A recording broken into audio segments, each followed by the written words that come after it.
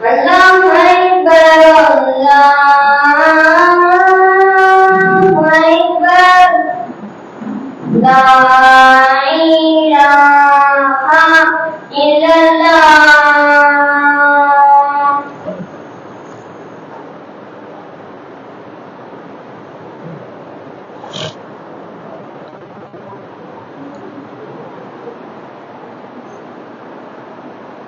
الحمد لله نحمده ونستعينه ونستغفره ونعوذ بالله من شرور أنفسنا ومن سيئات أعمالنا من يهده الله فلا مضل له ومن يضلل فلا هادي له وأشهد أن لا إله إلا الله وحده لا شريك له وأشهد أن محمدا عبده ورسوله أما بعد يا أيها الناس اتقوا ربكم الذي خلقكم من نفس واحدة وخلق منها زوجها وبث منهما رجالا كثيرا ونساء واتقوا الله الذي تساءلون به والأرحام إن الله كان عليكم رقيبا எல்லாம் வல்ல அல்லாஹ்வின் நல்லடியார்களே, அந்த ஏக இறைவனின் சாந்தியும் சமாதானமும் வற்றாத பெருங்கருணையும் நம்மவர் அனைவர் மீதும் என்றென்றும் நின்று நிலவட்டுமாக என்று பிரார்த்தித்தவனாக இந்த ஜும்மாவுடைய உரையை ஆரம்பம் செய்கின்றேன். அன்பானவர்களே, அல்லாஹ் ரப்பல் ஆலமீன் திருமறை குர்ஆனிலே பருவங்களை பற்றி சொல்லி காட்டுகின்றான். ஒரு மனிதன் என்பவன் 3 பருவங்களை அடையக்கூடியவனாக இருக்கின்றான்.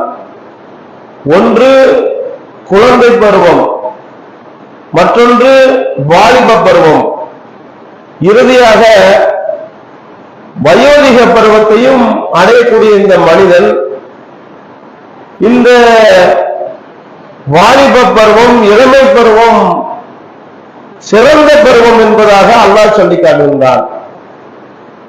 குழந்தை பருவமும் வயோதிக பருவமும் பலகீனமான பருவம். இந்த வாலிப பருவம் தான் சிறந்த பருவம் என்று சொல்லக்கூடிய ரப்புல் ஆலமீன் அந்த வாலிப பருவத்தை அடையக்கூடிய நாம் எப்படி கழிக்கின்றோம், நாம் எப்படி கழித்தோம் என்பதை நாம் சிந்தித்து பார்க்கக்கூடியவர்களாக இருக்கிறோம். ஏன்னு சொன்னா, நாம் வாலிப பருவத்தை கழித்து விட்ட நாம் நம்முடைய பிள்ளையுடைய வாலிப பருவத்தை பற்றி எண்ணக்கூடியவர்களாக நாம் இருக்கிறோம். அல்லாஹ்வுடைய தூதர்களுடைய வாலிப பருவத்தை நாம் எடுத்துக்கொண்டாலும் சரி, அதுபோல நபிகள் நாயகத்துக்கு முன்பு வாழ்ந்த நபிமார்களுடைய அந்த வாலிப பருவத்தை வரலாற்றின் மூலம் அறிந்து கொண்டாலும் சரி, அல்லாஹ் திருமறை குர்ஆனில் சொல்லும் பொழுது பருவங்களிலேயே சிறந்த பருவம் இந்த வாலிப பருவத்தை அடைந்த யூசுப் அலைஹிஸ்ஸலாம் அவர்களுடைய வரலாறை பற்றி என்ன சொல்றாரு சொன்னா, அழகிய வரலாறு என்று நபி யூசுப் அலைஹிஸ்ஸலாம் அவர்களுடைய வரலாறை சொல்லி காட்டுகின்றார்.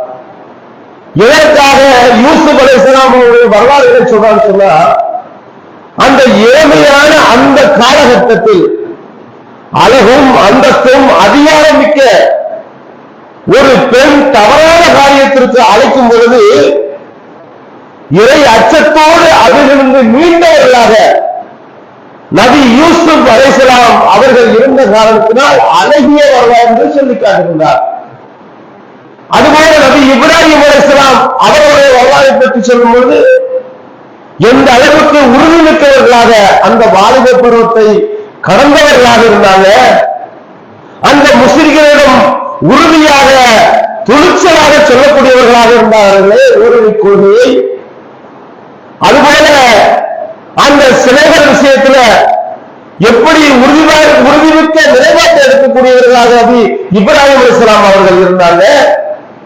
அதுபோல நபிகள் நாயகம் ஸல்லல்லாஹு அலைஹி வஸல்லம் அவர்கள் அந்த ஏழை பருவத்தை அடையும் பொழுது எந்த அளவுக்கு சமுதாயப்படி செய்யக்கூடியவர்களாக இருந்தாங்களே, அது மட்டுமில்லாம நபிகள் நாயகம் ஸல்லல்லாஹு அலைஹி வஸல்லம் ஹதீஜா ரலியல்லாஹு அன்ஹா அவர்களை திருமணம் செய்யக்கூடிய நேரத்தில் ஒழுக்கமான வாழ்க்கை மிகவும் மோசமாக வாழக்கூடியவர்களுடைய மத்தியில நபிகள் நாயகம் ஸல்லல்லாஹு அலைஹி வஸல்லம் ஒழுக்கமிக்கவர்களாக வாழ்ந்தாங்க. சமுதாயத்துக்கு பக்கபலமாக இருந்தாங்க. மக்களுக்கு தொண்டு செய்யக்கூடியவர்களாக நபிகள் நாயகம் இருந்தாங்க. நீதியாக நடக்கக்கூடியவர்களாக அல்லாஹ்வுடைய தூதர் அவர்கள் இருந்தாங்களே. அப்போ அந்த வாலிப பருவங்களை நாம் எப்படி கழிக்கின்றோம்?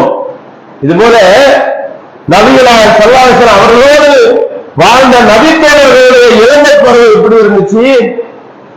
அபூபக்கர் சித்தீக் ரலியல்லாஹு அவர்கள் ஆட்சி காலத்துல நம்முடைய கைகளில் இப்ப திருமறை குர்ஆன் இலகுவாக நம்ம இடத்துல இருக்கு. எந்த அத்தியாயம் இருந்தாலும் ஒரு சில நிமிடங்களில் எடுத்துடலாம். ஆனா நபிகள் நாயகம் மரணத்திற்கு பிறகு அது திருமறை குர்ஆன் அங்கும் இங்குமாக கல்லிலும் கட்டையிலும் எலும்புகளிலும் இருந்த அந்த திருமறை குர்ஆனை ஒன்றிணைத்தது யார் தெரியுமா? ஒரு இளம் வயதை அடைந்த ஒரு இளைஞன் என்பதை நாம புரிந்து கொள்ளணும். ஒட்டுமொத்த தொகுப்பாக நம்முடைய கைகளில் இருக்க இதை நமக்கு தொகுத்து தந்தது யாருன்னு சொன்னா சையத் இப்னு சாபித் ரலியல்லாஹு அவர்கள். இவர்களை அபூபக்கர் சித்தீக் ரலியல்லாஹு அவர்கள் தேர்ந்தெடுக்கிறாங்க. இந்த பணியை செய்வதற்கு மிகவும் தகுதியான ஒரு இளைஞன் வேணும் சொல்லி தேர்ந்தெடுத்து இந்த சையத் இப்னு சாபித் ரலியல்லாஹு அவர்களிடத்தில் ஒப்படைக்கிறாங்க. அழகான முறையில அனைத்தையும் ஒன்று திரட்டி நம்முடைய கைகளில் வருவதற்கு காரணம் இந்த இளைஞன் என்பதை நாம புரிந்து கொள்ளணும். இதுபோல நபிகள் நாயகம் வரலாறுகளை நம்மிடத்தில் இருக்க இது எப்படி வந்துச்சு? எத்தனை நபித்தோழர்களுடைய தியாகம் தெரியுமா? அதுல முக்கியமாக சொல்வதாக சொன்னா நபிகள் நாயகத்தோடு வாழ்ந்த நபித்தோழர் இப்னு அப்பாஸ் ரலியல்லாஹு அவர்கள். இவர்கள் என்ன செய்யறாங்க தெரியுமா? நபிகள் நாயகத்துடைய வரலாறுகள் எல்லாம் தொகுக்கிறாங்க. 1-2 ஹதீஸ்கள் இல்ல, 200-500 ஹதீஸ்கள் கிட்டத்தட்ட 1660 ஹதீஸ்களை இவங்க தொகுக்கிறாங்க. அவர்கள் இளமை காலத்தை அதிகம் இந்த அல்லாஹ்வுடைய தூதருடைய வரலாற்றை சேகரிப்பதற்காக தியாகம் செய்யறாங்க.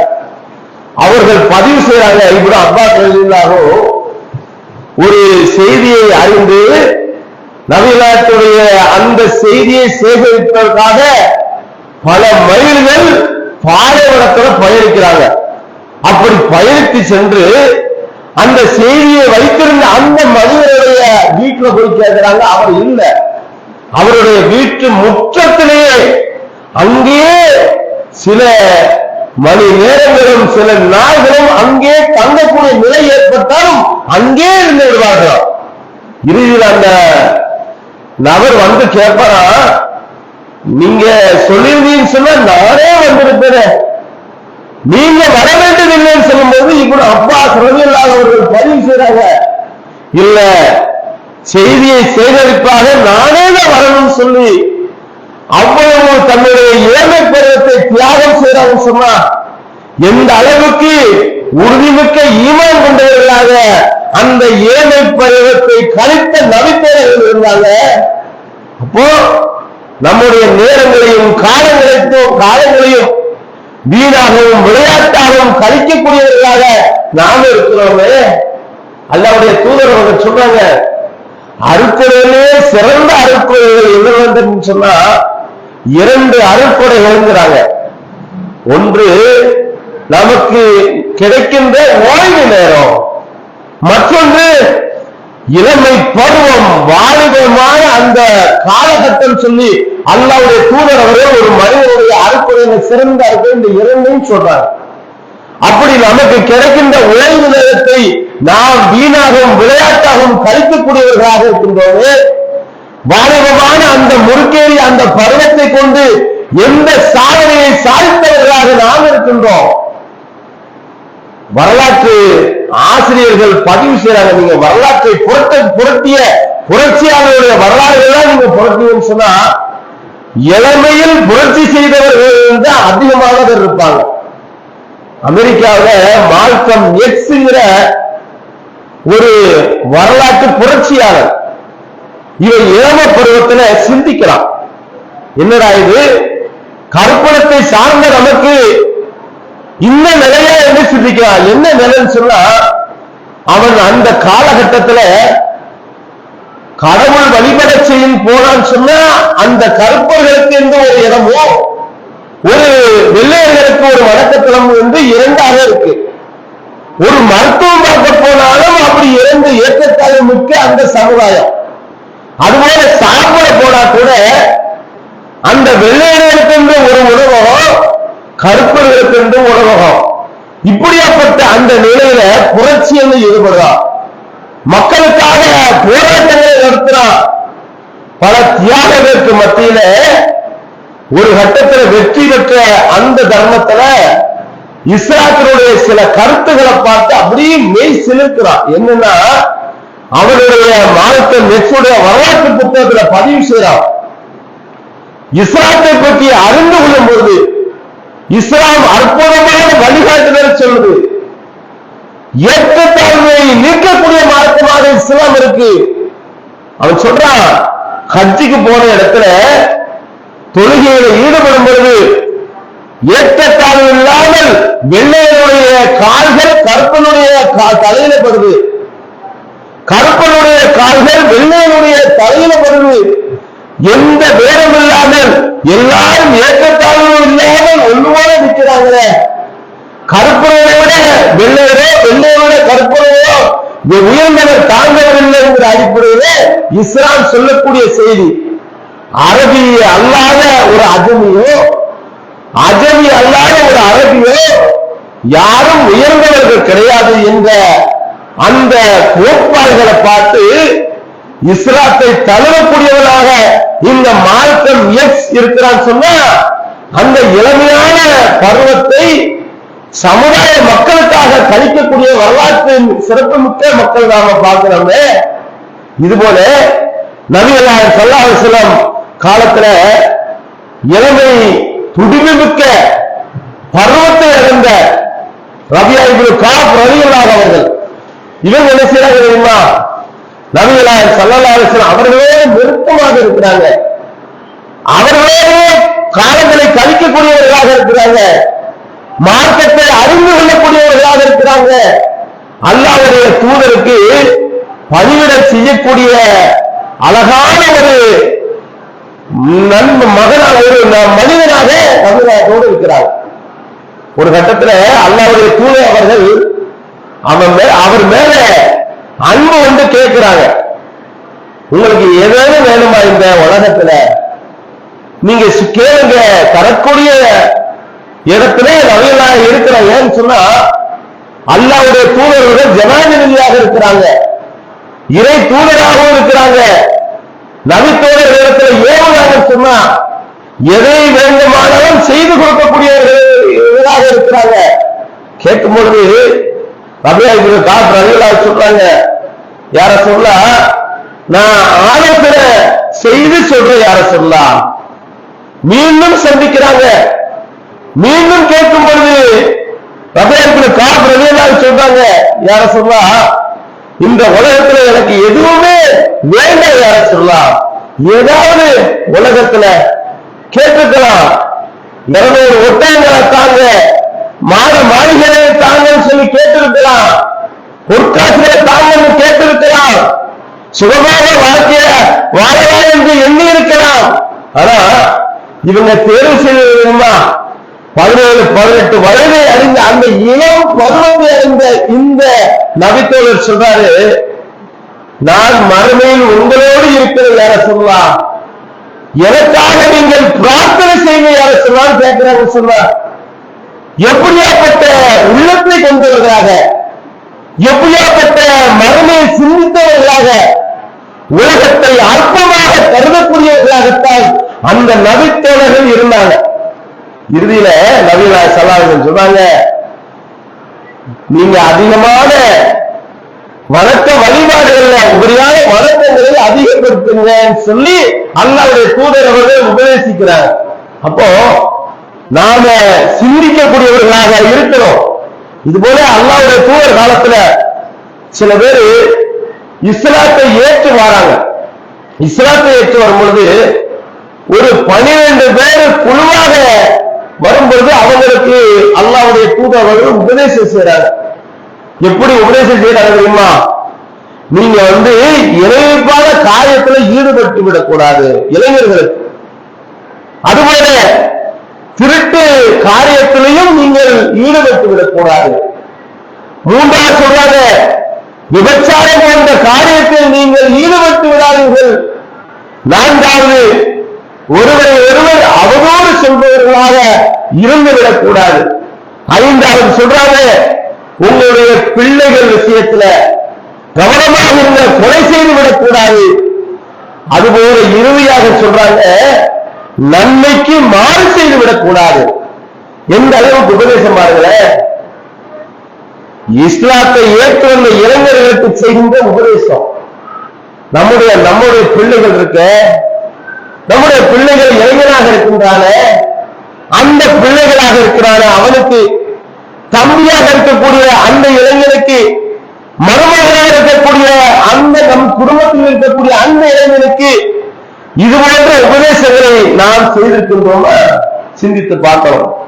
அப்போ இளந்தலைமையாக இருக்கக்கூடிய இந்த கடுமையான காலகட்டத்தில் ஒழுக்கமான காரியங்களை உபதேசிக்கக்கூடியவர்களாக நாம் இருக்கிறோம். நாம 5 வேலை பெறுகிறோம். நாங்க எந்த விதத்திலும் பத்திரத்துறையை நாம் விடுவதே இல்லைன்னு சொல்லி 45-50 வயதை நெருங்கக்கூடிய நாம நினைக்கலாம். நம்ம பிள்ளைகள் தொழக்கூடியவராக இருக்கிறானா? நாம தொழுகைக்காக வேண்டி பதில முன் சப அலங்கரிக்கக்கூடியவர்களாக நாம இருக்கின்றோம். இதுபோல நம்முடைய பிள்ளை விஷயத்தில் நாம சிந்திக்கின்றோமா? யா அய்யுஹல்லதீன ஆமனூ கூ அன்ஃபுஸக்கும் வ அஹ்லிக்கும் நாரா. அல்லாஹ் சொல்றாங்க, ஈமான் கொண்டவர்களே, உங்களையும் உங்களுடைய குடும்பத்தாரையும் நரக நெருப்பிலிருந்து பாதுகாத்துக் கொள்ளுங்கள் என்று அல்லாஹ் சொல்றாரு. அப்ப நம்முடைய வீட்டில் இருக்கக்கூடிய நம்முடைய பிள்ளைகள், அந்த குழந்தைகள் நரகத்தில் விழுவதை நாம விரும்பக்கூடியவர்களாக இருக்கிறோம் இல்லையே? சின்ன கீரை வேண்டுக்காக நம்ம கண்கள் கலங்குது.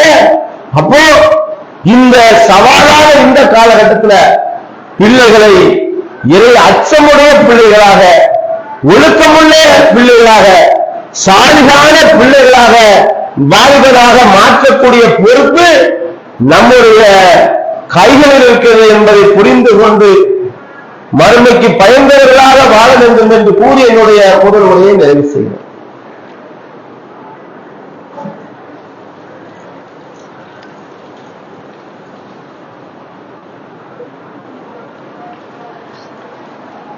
எல்லாம் அல்ல அல்லாஹ்வின் நல்லடியார்களே, இதுபோல அல்லாஹ்வுடைய தூதர் அவர்கள் சொல்றாங்க, ஒரு தந்தை என்பவர் சொர்க்கத்தினுடைய வாசல் என்பதாக நபிகள் நாயகம் ஸல்லல்லாஹு அலைஹி வஸல்லம் சொல்றாங்க. அப்படி சொர்க்கத்தினுடைய வாசலாக இருக்கக்கூடிய தந்தை என்பவர் அந்த இளைஞராக இருக்கக்கூடிய நம்முடைய பிள்ளைகள் விஷயத்துல கவனமாக இருப்பாங்க. அது ஆண் பிள்ளைகளாக இருந்தாலும் சரி, பெண் பிள்ளைகளாக இருந்தாலும் சரி.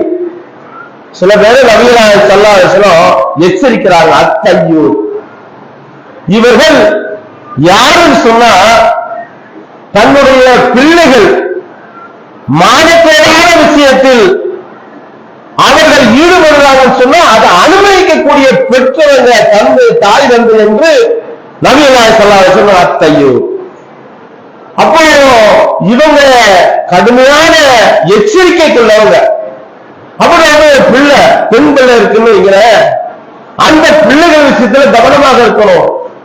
அவர்கள் உடுத்தக்கூடிய ஆடைகள் விஷயத்துல கவனமாக இருக்கணும். அதுபோல அவர்கள் உபயோகக்கூடிய செல்போன் விஷயத்துல நாம கவனமாக இருக்கணும். ஆண் பிள்ளைகளாக இருந்தாங்கன்னு சொன்னா காலேஜுக்கு போவாங்க. அந்த காலேஜுக்கு போய்க்கு இருக்கவங்க யாராவது நம்ம இடத்துல சொல்லுவாங்க, உங்க பையன் காலேஜ்ல உள்ள நேரத்துல, காலேஜ் படிக்கக்கூடிய அந்த நேரத்துல இங்கெல்லாம் நிக்கிறானே அப்படின்னு யாராவது நம்ம இடத்துல சொல்லும் போது உடனே நமக்கு கோவம் வந்துடும். என் பிள்ளைய பத்தியா இப்படி சொல்றீங்க? ஏன் பிள்ளைகள் அப்படி இல்லைன்னு சொல்லி நாம நம்ம பிள்ளைகள் மீது இருக்கக்கூடிய பாசத்தின் காரணமாக அப்படி சொல்லுறாங்கன்னா நாம ஏற்றுக்கிற மாட்டோம். உண்மையிலேயே அவர் சொல்றாங்கன்னு சொன்னா ஏன் சொல்றாங்க? நம்ம பிள்ளைகள் சொல்ல காரணம் என்ன? நம்ம பிள்ளைகள் மற்றவர்களோடு பழகக்கூடிய நண்பர்கள் எப்படி இருக்காங்க சொல்லி நாம ஆய்வு செய்யணும். யாரு கூட சேர்றோம்? காலேஜ்ல படிக்கிறான்னு சொன்னா அந்த காலேஜ்ல முழுமையான முறையில் அந்த வகுப்பறையில போய் போறானா? காலேஜ்ல எப்படி நடந்து கொள்ளுதான்? அவனுடைய நண்பனுடைய தொடர்புகள் எப்படி இருக்கு? அங்க போனாலும் சொல்லக்கூடியவனாக இருக்கின்றானா?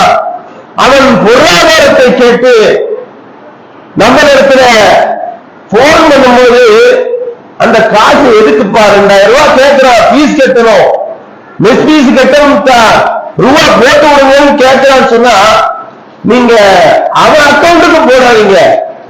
நம்ம பிள்ளைகள் நல்ல பிள்ளைகள் தான், ஆனா அவனுக்கு அக்கௌண்ட்ல போட்ட அந்த பொருளாதாரம் அவனை வழிகெடுத்து விடக்கூடாது. அந்த பணத்தை நாம என்ன செய்யணும்? அவனுடைய மெஸ் பீஸ் கட்டுறானா அக்கௌண்ட் நம்பரை போட்டு விடுங்க, நான் போன் பே கூகுள் பே நான் டிரான்ஸ்பர் பண்ணிவிட்டேன் சொல்லி அக்கௌண்ட் நம்பரே வாங்குங்க. அதுபோல அவன் பள்ளிக்கூட பீஸ் கேட்கணும்னு சொல்லி கேட்கிறானா நீ காலேஜுடைய அக்கௌண்ட் அனுப்பி விடு, நான் அவங்களுக்கு சேவ் பண்ணிவிட்டேன், பணத்தை அனுப்பி வச்சுருன்னு சொல்லி பொருளாதாரத்தை முடிந்த அளவுக்கு இந்த கைகளில் கொடுப்பதை தவிர்க்க வேண்டும். ஏன்னு சொன்னா அந்த பொருளாதாரத்தின் காரணமாக பல தவறான காரியத்தில் ஈடுபடலாம், தவறான செயல்களில் ஈடுபடலாம் என்பதை நாம சந்தேகப்படணும். ஈடுபடுறானா நம்ம பிள்ளைகள் நல்ல பிள்ளைகள் தான். ஏன்னு சொன்னா நபிகள் ஸல்லல்லாஹு அலைஹி சொல்றாங்க, சில பேருக்கு அல்லாஹ் சொல்றா மறுமையில சிறந்த ஒரு அந்தஸ்தை வழங்கி விடுவாரா. அப்ப இந்த மனிதன் கேட்பானா, நல்ல சாலியான பிள்ளைகளை வளர்த்து விட்டுட்டு வந்தான்னு சொன்னா இந்த அந்தஸ்தை பெற்ற இந்த மனிதன் கேட்பானா, யாருன்னா நான் சாதாரணமான அமல்களுக்காக நான் செய்தேன், எனக்கா இப்படிப்பட்ட ஒரு பாக்கியம், அதை கிடைச்ச மனிதன் சந்தோஷம் அல்லாஹ்விடத்துல கேட்பாராம். அல்லாஹ் சொல்லுவானா, இந்த பாக்கியம் உனக்கு எப்படி தெரியுமா? நீ சாலிகான பிரார்த்திக்கக்கூடிய அழகான பிள்ளைகளை விட்டு வந்ததன் காரணமாக உனக்கு இப்படிப்பட்ட ஒரு பரிசு என்று அல்லாஹ் ரப்பல் ஆலமீன் அந்த மனிதனை மறுமையில் சிறப்பிப்பார். சிந்தித்து பார்க்கணும். அப்ப நம்ம பிள்ளைகள் விஷயத்துல கவனமாக இருக்கணும்.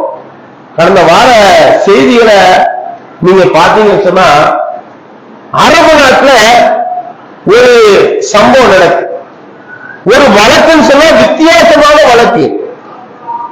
நீதிபதி இடத்துல போன வழக்கை இவர் பார்க்கிறார். என்ன வழக்குன்னு சொன்னா இளைய மக வழக்கு போடுறார். என்னுடைய தந்தையை பராமரிக்கக்கூடிய பொறுப்பை எனக்கு கிடைக்க மாட்டேங்குது, எனக்கு அந்த பொறுப்பை வாங்கிட்டாங்க கேட்கிறார். சரி, யார் பராமரிக்கிறா? 110 வயதை நெருங்கிய தந்தையை 80 வயது மூத்த மகன் பராமரிக்கிறாரு, பாதுகாத்துட்டு வரார். கிட்டத்தட்ட 40 வருஷமா பார்க்கிறாரு. இளைய மகன் புகார் அளித்தாரு, 40 வருஷமா என் தந்தையை பார்த்துட்டாரு, இனி உள்ள காலம் நான் பார்த்துக் கொள்வேன் சொல்லி புகாரு. நீதிபதி வித்தியாசமான வழக்கா இருக்கான்னு சொல்லி நேர போய் மூத்த மகன் இடத்துல போறார். போய் கேட்கிறார், நீங்க 40 வருஷம் உங்க தந்தையை கவனிக்கலாம? ஆமா. இனி உள்ள காலம் உங்க இளைய தம்பி இடத்துல கொடுத்துருங்க, அவர் பார்த்துக்கிடுவாரு. அதெல்லாம் முடியாது. பிடிவாதமா இருக்கிறார் மனுஷன். வயசுல 80 வயசு. இறுதியில நேர தம்பி இடத்துல போய் கேட்கிறார். தம்பியும் முடியாத, எனக்கு தந்தை ஆகணும், உலகாக அவர் பராமரிச்சுட்டார. இவருக்கு நீதிபதி நேர முடியாம இருக்கக்கூடிய அந்த தந்தை இடத்துல போயிடுறாரு. 2 பேருக்கு இப்படி ஒரு வழக்கு இருக்கு, நீங்க யாரிடத்தை இருக்க விரும்புவீங்க? அப்போ வயது முழுவதும் அந்த தந்தை சொல்றாரு, என்னுடைய பிள்ளைகளுடைய உரிமையை நான் பேச முடியாது. எப்படியாப்பட்ட தந்தை பாருங்க, எப்படியாப்பட்ட பிள்ளைகள் பாருங்க, சாலிகான பிள்ளைகள். தந்தை விஷயத்தை கவனமாக என்ன நேரத்தை சொல்லுங்க, தந்தை என்பது சொர்க்கத்தினுடைய வாசல், அதை உணர்ந்த பிள்ளைகளாக இருக்கு. அப்படி உணர்ந்த பிள்ளைகளாக அந்த தந்தை வளர்த்த கேட்டிருக்கிறாரு. இறுதியில் தீர்ப்பு இருக்கிறார் நீதிபதி. இந்த தந்தையை பார்க்கக்கூடிய பொறுப்பு இனி உள்ள காலம் இளைய மகன் பார்த்துக்கணும் சொல்லி தீர்ப்படுகிறார். நீதிபதி இடத்துல அந்த மூத்த மகன் கண்ணீர் விட்டு அழுகிறாரு. என்னிடத்துல இருந்த இந்த பாக்கியத்தை நீங்க என்னுடைய தம்பி இடத்துல கொடுத்துட்டீங்கன்னு சொல்லி. எப்படிப்பட்ட பிள்ளைகள் பாருங்களேன். நம்ம பிள்ளைகள் எப்படி இருக்கிறோம்? ஜும்மா முடிய போய் அந்த இறுதி நேரத்திலே நாம சில பேர் வரோம். ஜும்மா தொழுகிறதுக்கு 5 நிமிடத்துக்கு முன்னாடி பிள்ளைகள் வருது. இதுல இருக்கக்கூடிய தந்தைகள், இதுல இருக்கக்கூடிய அண்ணங்கள், இதுல இருக்கக்கூடிய குடும்ப தலைவர்கள் நம்முடைய பிள்ளைகள் விஷயத்துல கவனிக்கணும். ஏன்னு சொன்னா உள்ளத்தை சீராக்கக்கூடிய மருந்து என்ன தெரியுமா? சுகருக்கு ஆஸ்பத்திரியில போய் மாத்திரை மருந்து வாங்கி சாப்பிடலாம். பிரஷருக்கு அதுக்கு உண்டான மருத்துவத்தை பார்த்துடலாம். தோல்விக்கு அதுக்கு உண்டான மெடிசனை போட்டு குணமாக்கிடலாம். ஆனா உள்ளத்தை திருத்தக்கூடிய உள்ளம் என்ற அந்த உள்ளத்தில் படிந்திருக்கின்ற கரையை நீக்கக்கூடிய மருந்து என்ன தெரியுமா? இது போன்ற மார்க்க விஷயத்தை அறியக்கூடிய சபை என்பதை நாம புரிந்து கொள்ளணும். இங்க வந்தாத்தான் உள்ளத்தை பக்குவப்படுத்த மருந்து கிடைக்கும். அல்லாஹ்வுடைய உபதேசங்கள், அல்லாஹ்வுடைய தூதருடைய உபதேசங்கள் தான் உள்ளத்தை திருத்தக்கூடிய மருந்து என்பதை புரிந்து கொண்டு மறுமையில் வெற்றி பெறக்கூடிய மக்களாக அல்லாஹ் ரப்பல் ஆலமீன் நம் அனைவரையும் ஆக்கி அருள வேண்டும் என்று பிரார்த்தித்தவராக எனது இந்த ஜும்மாவுடைய உரையை நிறைவு செய்கிறேன். வாஜிதாவானா அல்ஹம்துலில்லாஹி ரப்பில் ஆலமீன்.